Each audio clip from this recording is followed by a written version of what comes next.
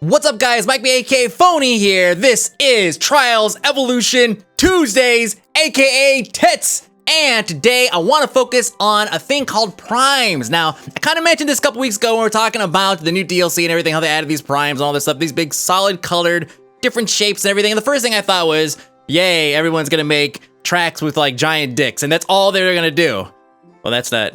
We have to find out. There we go. Giant. Wow. Okay. Yeah. That works. Okay. So, everyone's gonna make these tracks with just dicks everywhere. That's what I thought was gonna happen. And you know, people apparently they took these things seriously, which is great because, you know, like me, I just made this fantastic track, right? Oh, finished, and we coast all the way over, and then we see this giant prime dick, which is what it is. It's made out of primes. It's a prime dick. And you know, I was thinking about it, it's like, okay, some people might want to get creative with it, but unfortunately I've been conditioned by Instagram and Twitter where people want to get creative with things they bought from Wiener Schnitzels. They take a picture of it, they add some unnecessary blur and some color to add like dramatic effects to it so people watch it like, wow, look at this dramatic fucking hot dog, right? Well, I figured they'd add the same thing here like this, you know, and then they'd of course have like the giant sea of dicks in the background like it's some kind of like abstract painting or art or something like that. It's like, look at my giant sea of dicks, look at that, all the way back to the mountains. I thought that would kind of be the end of it because I didn't really anticipate people wanting to do anything with primes because they were just, you know, flat and boring. I didn't think that people would look at them like fucking Legos and just go nuts with them because that's exactly what they fucking did. First, we have a track that just showcases the complexity that you can reach using the primes. Now remember, all you have is solid shapes to work with, and then you have to merge them and glue them together to create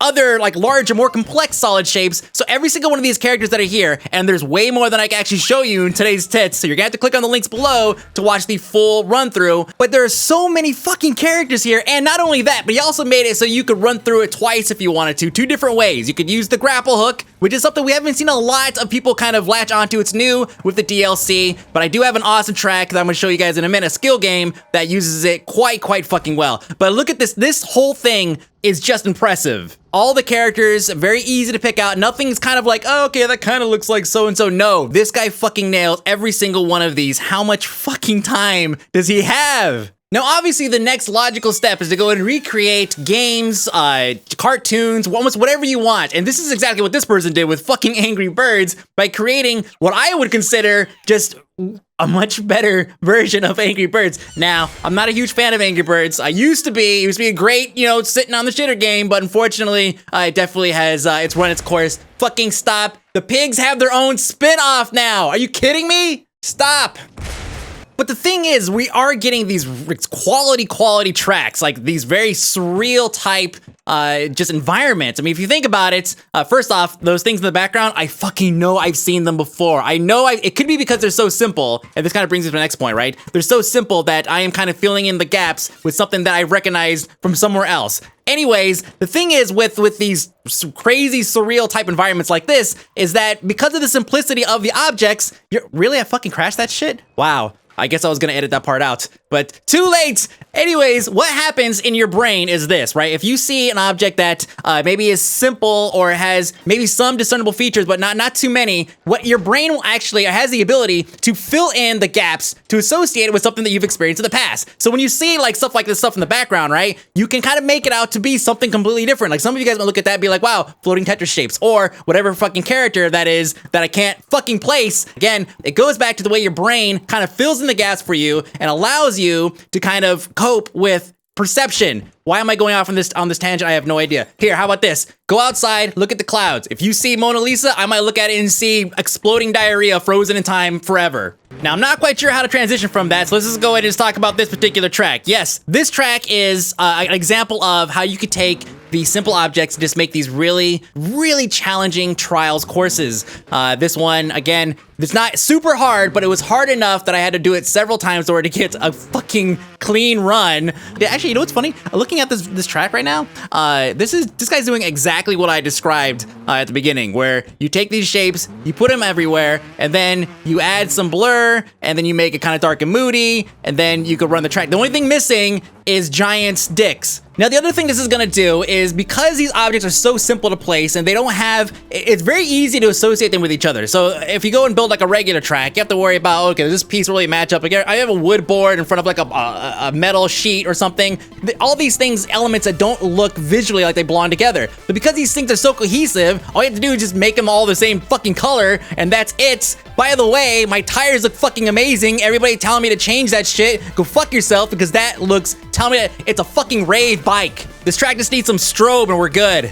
Yeah, seizure warning, by the way. Also, the music, fucking perfect. Really? Here's a scale game that should definitely be like the poster child for the DLC in terms of primes, grappling hook. It's got everything, right? There's physics all over the place. You can see everything's moving. I grapple onto this wall over here. You can knock it down. The whole goal here is to just grapple your way from point A to point B, and that's all you have to do, right? But it's such a simple concept, but it's fun, and it looks visually pretty awesome.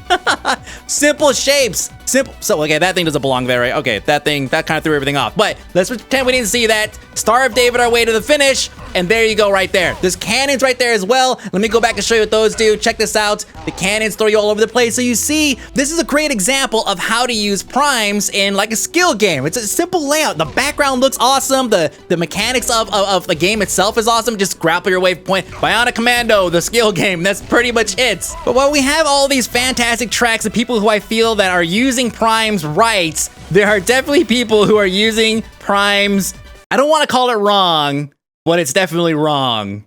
Let's start at the beginning. All right, so this thing's called Kiki Panic by Tempter013. I already have another one of his courses here. So this guy's obviously pretty talented in terms of utilizing the primes in such a way that you can create characters and whatnot. Now, on the right-hand side, you see the description. It says, your dog is lost. Find him. We'll ignore the apostrophe and the E there for a minute, but your dog is lost. Find him. Okay, so the whole thing here is find your dog, right? So I jumped on the donkey, decided to go take a stroll through this thing, and looking around, it looks pretty cool, right? There's cats everywhere. Your dog is somewhere out. We have to find him and everything, right? You start to see toys and all that stuff. You're jumping on tables. You're jumping across. Just all these things. You're basically a tiny little person on a tiny little motorcycle, and you're just kind of going through this environment. There's cat shit on the ground. You can see they're sniffing each other's asses. There's all kinds of things out here. The environment is about on par with what I would expect from like an episode of Hoarders, where there's like a billion fucking cats inside of one house, you know, where they find like dead cats and shit like buried underneath rubble. That fucking show drives me nuts. My wife loves it. I can't stand it. So there you are, you're kind of just driving around looking for your dog and everything's cool, and all of a sudden you go into the fucking, what? Let's stop for a second. We're gonna slow down. You are literally jumping into the cat's anus. You're through the cat's anus. Thank God I chose a small bike. I just right through that thing, and now you're inside of the cat's fucking intestines. And so now you're running around. I guess we'll call it the intestine. Sure, it's just a wide open cavern, which says a lot about this cat, I suppose. So here we go. We're running through this cat's insides, and we're looking for our dog still. And then, oh, there he is. Oh, so glad I found you inside of this cat's fucking asshole.